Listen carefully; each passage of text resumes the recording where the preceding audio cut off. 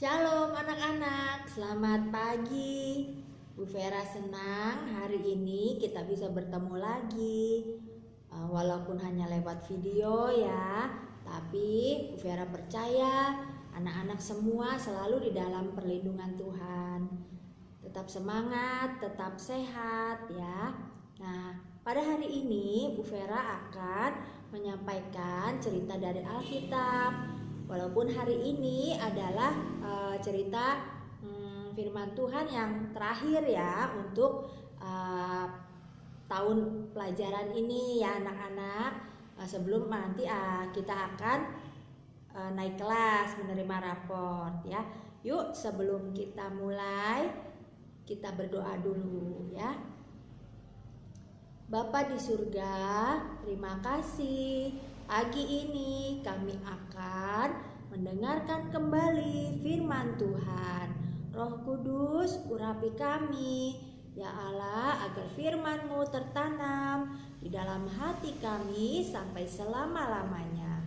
Dalam nama Tuhan Yesus kami berdoa. Amin.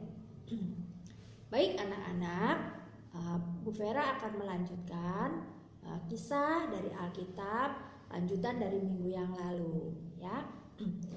Minggu yang lalu Bu Vera ceritakan tentang kenaikan Tuhan Yesus terangkat ke surga. Nah, sebelum Tuhan Yesus terangkat ke surga, Tuhan Yesus berpesan kepada murid-murid agar mereka tetap tinggal di Yerusalem.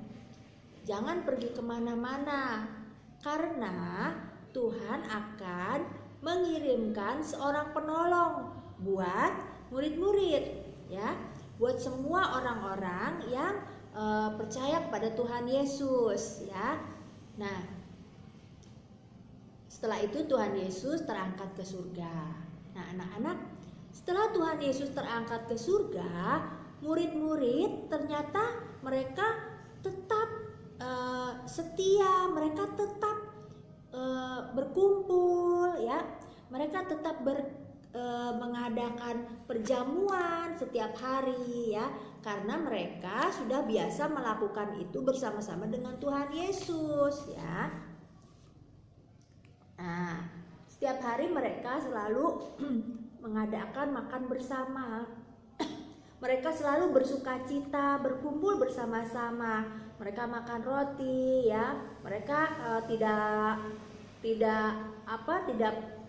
sendiri-sendiri, tetapi mereka selalu berkumpul bersama-sama seperti yang biasa mereka lakukan bersama dengan Tuhan Yesus.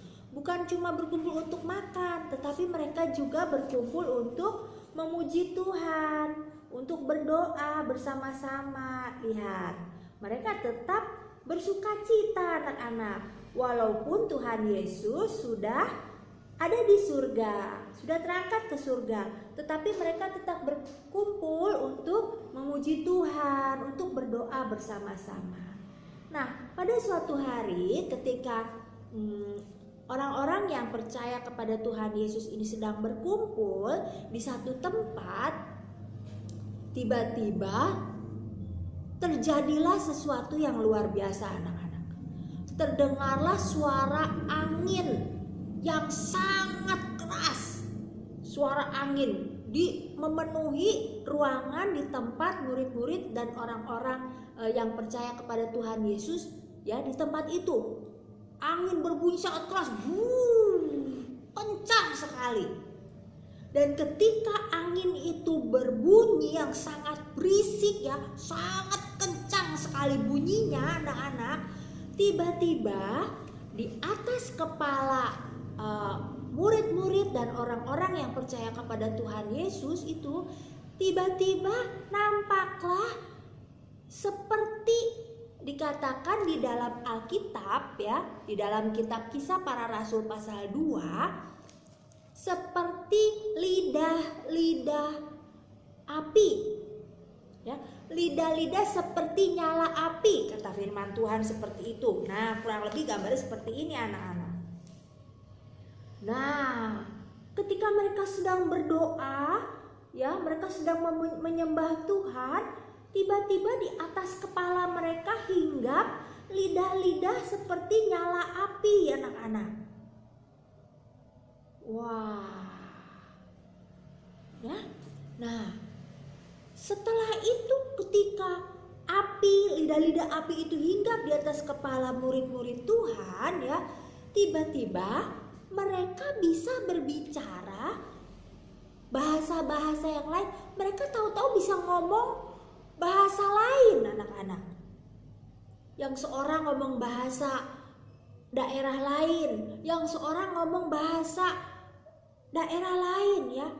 Tetapi semuanya itu berbeda-beda, mereka berbahasa, mereka ngomongnya beda-beda. Nah, ketika kejadian itu terjadi, anak-anak, di sekitar tempat itu banyak orang berkumpul dan mereka mendengar itu. Mereka semua kaget. Wah, suara apa itu? Suara angin yang sangat keras, kencang sekali. Ada apa itu? Lalu orang-orang itu juga mendengar murid-murid berbicara,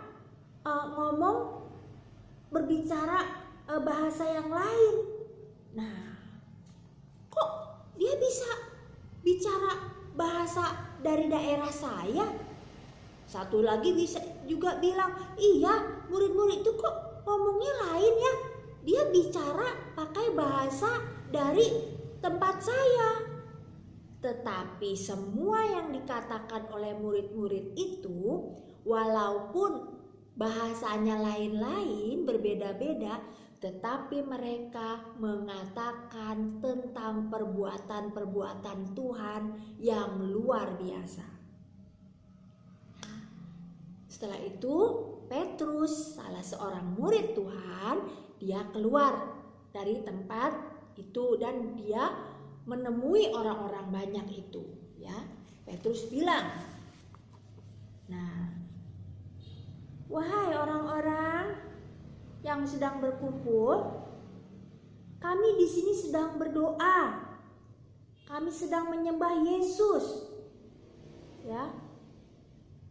Karena tadinya orang-orang di luar itu pikir murid-murid itu sedang mabuk, katanya anak-anak, karena mereka kok ngomongnya lain-lain, ngomongnya kok bahasanya bukan bahasa yang biasa. Tetapi setelah itu Petrus, dikatakan dalam Alkitab, Petrus menceritakan tentang Yesus ya. Petrus bilang, yang terjadi tadi adalah turunnya Roh Kudus kepada kami semua. Wah. Orang-orang itu bertanya, Roh Kudus itu apa? Roh Kudus itu siapa?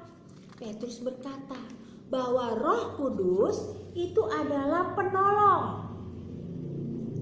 Roh Kudus itu adalah seorang penolong yang dikirimkan oleh Tuhan sebagai penolong bagi kita.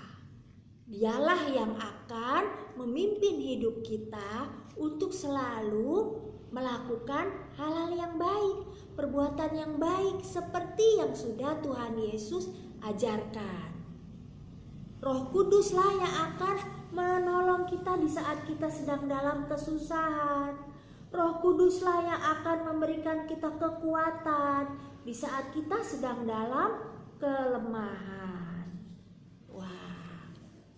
Lalu orang-orang di situ mereka mendengarkan apa yang dikatakan oleh Petrus. Dan orang-orang di situ hatinya menjadi terharu. Ya, lalu mereka bertanya kepada Petrus, "Oh, kalau begitu apakah yang harus kami lakukan?" Ya. Apakah yang harus kami perbuat supaya kami juga dapat memperoleh Roh Kudus? Kata Rasul Petrus, tidak ada keselamatan di dalam dunia ini selain di dalam nama Tuhan Yesus. Jadi Petrus berkata kepada orang-orang itu,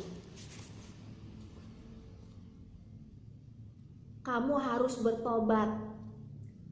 Bertobat itu artinya anak-anak tidak lagi melakukan yang jahat, tidak selalu berbuat yang baik. Bertobat itu selalu berkata-kata yang baik, selalu berpikir yang baik, hati yang baik. Itu namanya bertobat. Seperti Tuhan Yesus ajarkan kepada kita semua. Ya, Tuhan Yesus selalu mengajarkan kepada kita untuk melakukan yang baik seperti Tuhan Yesus. Ya. Nah, makanya Petrus berkata, ya, kamu harus bertobat. Nah, setelah bertobat, kamu harus memberi dirimu dibaptis, anak-anak.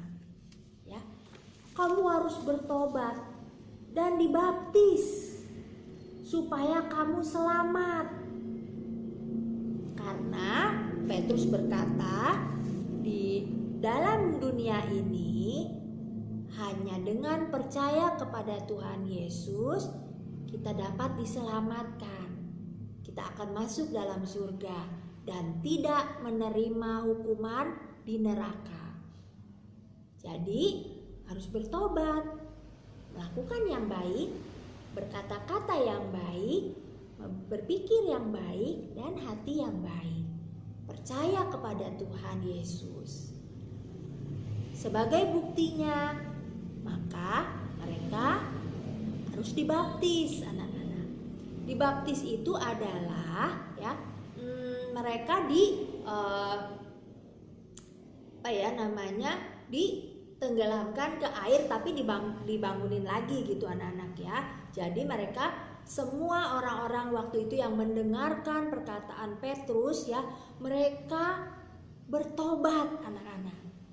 Dan mereka berkata, "Ya, kami mau bertobat. Saat ini kami mau bertobat dan percaya kepada Yesus." Ya. Lalu pada hari itu juga ada begitu banyak orang yang menjadi percaya kepada Tuhan Yesus. Dan mereka beramai-ramai pergi ke sungai Yordan untuk dibaptis. Ya, anak-anak. Ya. Nah, di dalam Alkitab dituliskan bahwa orang yang percaya kepada Tuhan Yesus pada hari itu ya ada 3.000 orang. Dan mereka semua dibaptis oleh Petrus. Ya, anak-anak. Nah, itulah ya yang Bu Vera pernah katakan kepada anak-anak, seorang penolong yang dijanjikan oleh Tuhan. Penolong itu adalah Roh Kudus. Ya. Ketika anak-anak percaya kepada Tuhan Yesus, ya, maka di dalam hati kita ada Roh Kudus. Roh Kudus itu adalah rohnya Tuhan sendiri di dalam hidup kita. Dialah yang akan menghibur saat hati kita sedih. Dialah yang akan menolong di saat kita sedang dalam kesusahan. Dia yang akan menguatkan hati kita di saat kita sedang dalam kelemahan. Nah, sebab itu anak-anak, kita harus tetap semangat. Harus tetap sukacita. Ya, karena ada Roh Kudus. Di dalam hati Bu Vera ada Roh Kudus. Di dalam hati anak-anak ada Roh Kudus. Kalau kita selalu percaya kepada Tuhan Yesus. Kata Tuhan Yesus, Roh Kudus itu adalah rohnya Tuhan sendiri. Dia sangat luar biasa. Dia akan menolong kita, memimpin kita sampai selama-lamanya.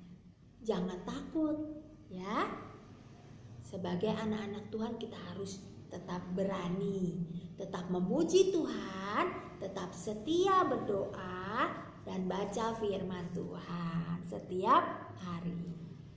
Ya, nah ini adalah cerita firman Tuhan yang terakhir ya anak-anak ya.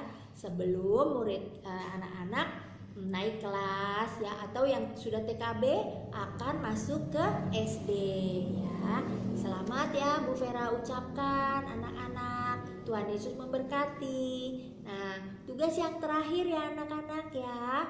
Tugasnya adalah mewarnai gambar ya. Nih. Nah, ini gambar ketika orang-orang percaya mereka sedang berdoa. Nah, anak-anak lihat di atas kepala mereka ada lidah-lidah api ya yang hinggap di atas kepala mereka. Nanti anak-anak warnai gambar ini yang rapi, yang bagus ya. Nah, ayat hafalan yang terakhir ya, Kisah Para Rasul 2 ayat 4a. Bunyinya, maka penuhlah mereka dengan Roh Kudus. Kisah Para Rasul 2 ayat 4a bunyinya, maka penuhlah mereka dengan Roh Kudus. Oke, terima kasih. Kita akan berdoa. Yuk. Tuhan Yesus, terima kasih untuk firman-Mu. Kami mau untuk tetap percaya kepadamu Tuhan, melakukan semua yang baik seperti yang Tuhan Yesus sudah ajarkan. Kami percaya bahwa Roh Kudus ada di dalam hidup kami, menjadi penolong bagi kami, yang memberikan penghiburan dalam hati kami, yang akan menguatkan kami. Terima kasih buat Roh Kudus yang akan memimpin dan menuntun hidup kami selama-lamanya. Terima kasih Tuhan Yesus. Kami berdoa dan bersyukur hanya di dalam nama Tuhan Yesus Kristus yang menjadi juru selamat kami. Haleluya. Amin. Terima kasih, Tuhan Yesus memberkati.